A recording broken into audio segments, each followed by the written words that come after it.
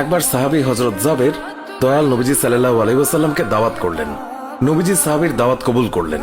হযরত জাবের খুশিতে আত্মহারা হয়ে বাড়িতে চলে গেলেন। বাড়িতে গিয়ে স্ত্রীকে খোঁজ খবরটা দিলেন আর মেহমানদারির জন্য প্রস্তুতি নিতে লাগলেন। বড় ছেলে আব্দুল্লাহকে নিয়ে খাসি জবাই করে অন্য কাজে যখন হযরত জাবের ঘর থেকে বাইরে গেলেন, ইতিমধ্যেই হযরত জাবেরের ছোট ছেলে ঘুম থেকে উঠে খাসি তালাশ করতে লাগলো। বড় ভাই তাকে জানায় খাসিটিকে জবাই করা হয়েছে। ছোট ভাই বায়না ধরল, খাসি কিভাবে জবাই করে আমাকে তা দেখাও। অগত্যা বড় ভাই ছুরি হাতে করে ঘরের পেছনে গিয়ে বলল, এখানে জবাই করা হয়েছে। ছোট ভাই জানতে চাইল কিভাবে। বর্ণনা করে বোঝাতে না পেরে অবশেষে বড় ভাই বলল, তাহলে তুমি মাটিতে শুয়ে পড়ো, আমি তোমাকে দেখাই। ছোট ভাই মাটিতে শোয়ার পর বড় ভাই তার গলায় ছুরি চালিয়ে জবাই করার নমুনা দেখাতে গিয়ে ছোট ভাইকে সত্যি সত্যি জবাই করে ফেলল। বড় ভাই যখন দেখলো ছোট ভাইয়ের গলা থেকে রক্ত গড়িয়ে পড়ছে, সে ছটফট করতে করতে একসময় নিস্তেজ হয়ে গেছে। তখন বুঝলো ব্যাপারটি কি ঘটেছে। আতঙ্কিত হয়ে সে নিকটবর্তী খেজুর গাছের চূড়ায় উঠে আত্মগোপন করে রইল। এদিকে হযরত জাবের পুত্রদের খোঁজে বাড়ির পেছনে এসে ছোট ছেলের অবস্থা দেখে থমকে গেলেন। অতঃপর তাকে বুকে করে স্ত্রীর কাছে গিয়ে বললেন, তাড়াতাড়ি একটি কম্বল নিয়ে এসো, বাচ্চাটিকে শুইয়ে দিই। স্ত্রী রক্তমাখা সন্তানের লাশ দেখে চিৎকার করে কাঁদতে লাগলেন। কিন্তু স্বামী হযরত জাবের তাকে সান্ত্বনা দিয়ে বললেন, আজ আমাদের শোক প্রকাশ করার দিন নয়, আজ দুঃখ দেখলে নবীজিও দুঃখিত হবেন। অতএব ধৈর্য ধারণ করো, কষ্ট করে হলেও মুখে হাসি ফুটিয়ে তোলো। তারপর তারা দুজনে মিলে ছোট ছেলেকে কম্বলে মুড়ে রান্নাঘরের পেছনে রেখে আসলেন। স্ত্রী রান্নার কাজে মন দিলেন। হযরত জাবের বের হলেন বড় পুত্র আব্দুল্লাহর খোঁজে। বাড়ির পেছনে গিয়ে ছেলের নাম ধরে জোরে ডাক দিলেন।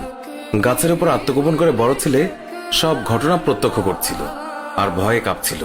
পিতার ডাক শুনে ভাবল, এখন পালাতে না পারলে আব্বার হাতে ধরা পড়তে হবে। ধরা পড়লে আর রক্ষা থাকবে না। পালানোর উদ্দেশ্যে গাছ থেকে লাফিয়ে পড়ে আঘাতপ্রাপ্ত হয়ে সেও মৃত্যুর কোলে ঢলে পড়ল।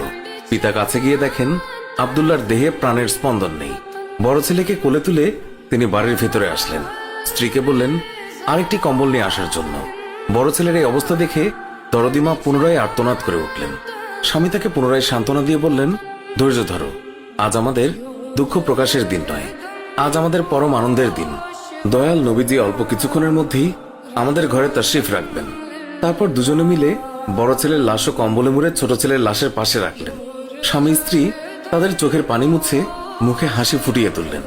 হযরত জাবের বাড়ির সামনে দাঁড়িয়ে নবীজির আগমনের অপেক্ষা করতে লাগলেন। অল্পক্ষণের মধ্যে নবীজিকে উটের পিঠে করে আসতে দেখা গেল।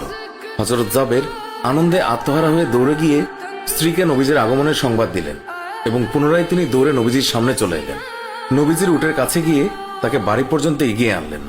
নবীজি জাবেরের ঘরের সামনে উট থামিয়ে তার ডান পা মুবারক মাটিতে রাখলেন। বাম পা মুবারক এখনো নামাতে বাকি। এই সময় জিবরাইল আলাইহিস সালাম আল্লাহর পক্ষ থেকে নির্দেশ নিয়ে তিনি উৎসাহিত হয়ে বললেন, ইয়া রাসূলুল্লাহ, আল্লাহ আপনাকে জাবেরের ছেলেদের সঙ্গে নিয়ে খানা খেতে বলেছেন। অতঃপর নবীজি সাল্লাল্লাহু আলাইহি ওয়াসাল্লাম সাহাবায়ে কেরামকে নিয়ে জাবেরের ঘরে তাশরিফ রাখলেন।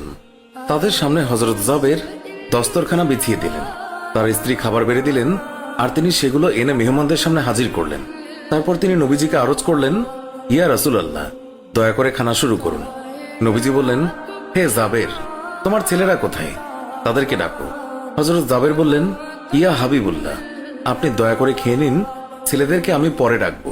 আল্লাহর রাসূল পুনরায় বললেন, তোমার ছেলেদেরকে ডেকে নিয়ে এসো, তাদেরকে সাথে নিয়ে খানা খাবো।